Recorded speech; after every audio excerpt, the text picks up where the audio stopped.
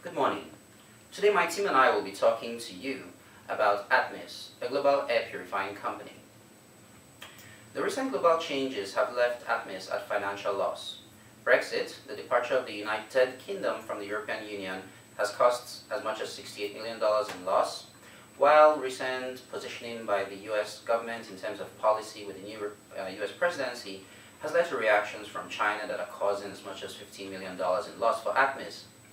Complicating that even more are the relationship that these policies have to immigration and visa issues that make it harder for Atmis to do what other companies are doing, which is to relocate some of its staff from India, particularly to the United States, to react to these changes.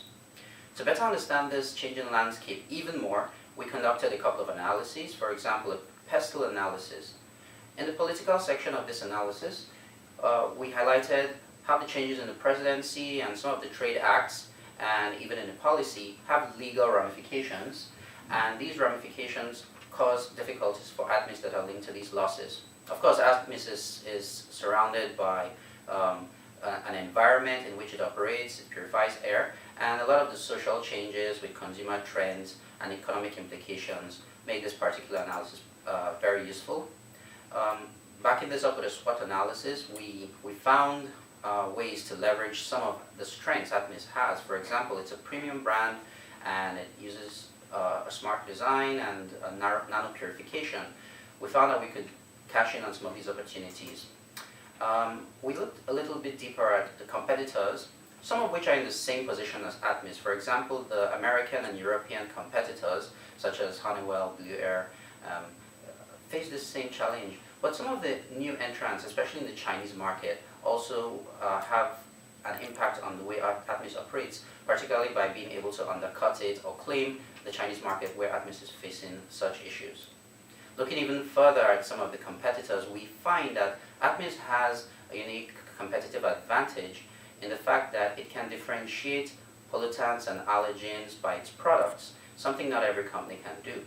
And the price range in which it does so is similar to some of its competitors, meaning that Atmis has the leverage to position itself better.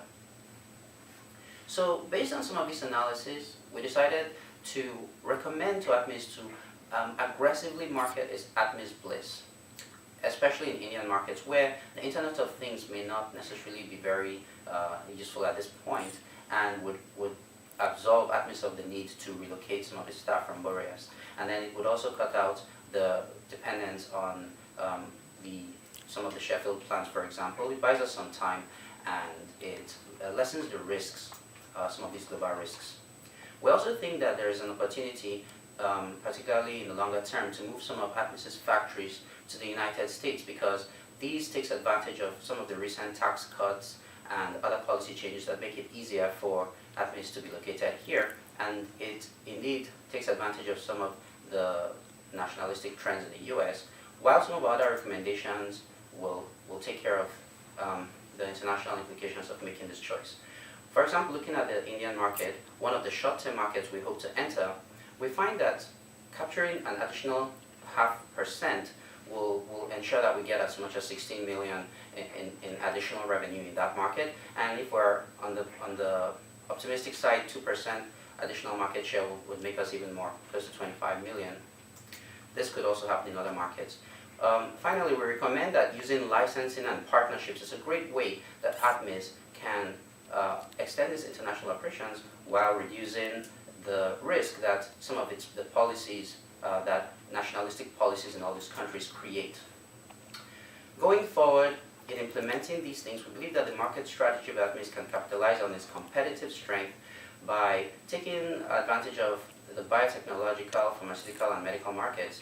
For example, marketing this product as one that the different products as able to differentiate between smoke, nicotine, tobacco smoke, and pollens for people who have allergies and things like that. So overall, with branding our product as a premium, high quality, and high performing product, we can target middle and upper class people in a country, say for example like India, and target their lifestyle to claim new market share. In conclusion, in this uncertain landscape, with this type of risk management, we can carve out new niches. Thank you.